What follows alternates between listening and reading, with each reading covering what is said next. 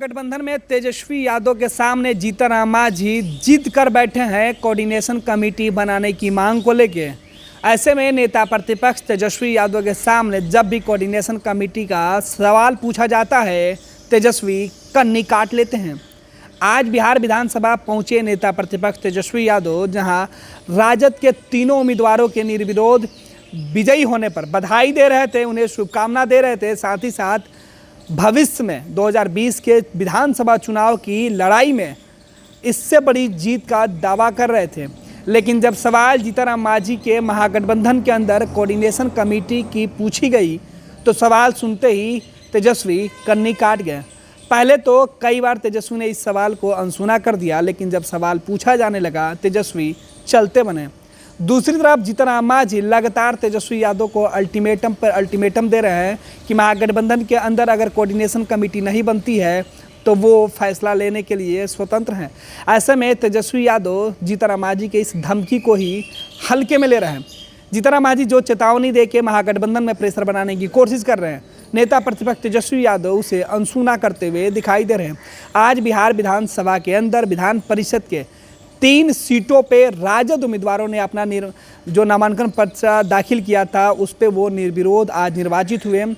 उनके जीत का सर्टिफिकेट लेने के लिए जब वो तीनों उम्मीदवार पहुंचे थे, जो अब राजद के एमएलसी हैं, नेता प्रतिपक्ष तेजस्वी यादव भी उनके साथ पहुंचे थे। उनकी जीत की बधाई दी, बिहार सरकार को जम के कोसा भी। साथ ही साथ झारखंड के अंदर जेएमएम को लेके तेजस्वी यादव ने कहा कि महागठबंधन में जेएमएम के साथ हमारा गठबंधन रांची के अंदर है, बिहार में भी उस गठबंधन पे बात होगी। लेकिन बिहार में पहले से महागठबंधन का हिस्सा है हम, यानी पूर्व मुख्यमंत्री जीतन मांझी की पार्टी, उससे तेजस्वी यादव ने किनारा करने का मूड बना लिया है। जैसे ही प्रेशर जीतन मांझी तेजस्वी यादव के ऊपर देने की कोशिश कर रहे हैं, वैसे में तेजस्वी यादव उन्हें इग्नोर करने की लगातार कोशिश करते हुए दिख रहे हैं। ऐसे में बिहार में महागठबंधन की जो रूपरेखा है वो बिखरती हुई दिख रही है। जीतन मांझी और उनका पूरा कुनबा आरजेडी के साथ साथ कांग्रेस के ऊपर लगातार दबाव बनाने की कोशिश में है, लेकिन तेजस्वी है कि सुनते ही नहीं है।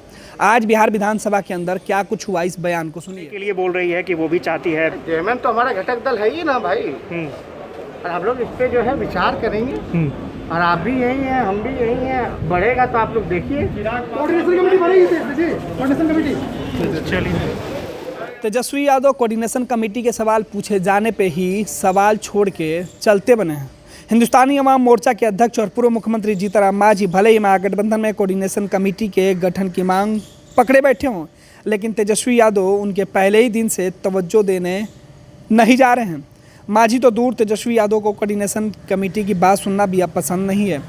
तेजस्वी यादव ने अपने रुख से एक बार फिर जीतन मांझी को साफ संकेत दे दिया कि वह महागठबंधन में अपने भविष्य को लेकर जो फैसला करना चाहते हैं उसके लिए स्वतंत्र हैं। आरजेडी के तीनों उम्मीदवारों के निर्विरोध विधान परिषद के लिए निर्वाचित होने के बाद तेजस्वी खुद विधानसभा पहुंचे थे।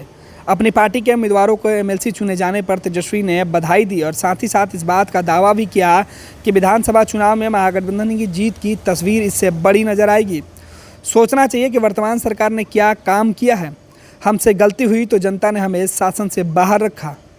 इतना ही नहीं, तेजस्वी यादव ने इस बात के भी संकेत दिए कि बिहार विधानसभा चुनाव में झारखंड मुक्ति मोर्चा को भी महागठबंधन के अंदर एडजस्ट किया जाएगा। तेजस्वी ने कहा कि जेएमएम के साथ हमारा झारखंड में गठबंधन है और हम यहाँ भी उसे अपने साथ रखेंगे। हालांकि झारखंड मुक्ति मोर्चा ने ऐलान कर दिया है कि वो 13 सीटों पर बिहार विधानसभा चुनाव में अपने उम्मीदवार उतारेगी। वहीं तेजस्वी ने इस मसले पर जेएमएम के साथ बातचीत करने की बात कही है। बिहार के आधुनिक अस्पतालों में से एक NSMCH multi speciality 350 bedded hospital, अनुभवी डॉक्टर एवं ट्रेन्ड पैरामेडिकल स्टाफ, विश्व स्तरीय सुविधाओं के साथ अत्याधुनिक ऑपरेशन थिएटर, ICU, NICU, निशुल्क OPD परामर्श, 24 घंटे इमरजेंसी सर्विसेज और जटिल गर्भावस्था का इलाज। Netaji Subhash medical college and hospital, Amhara, Bihta, Patna.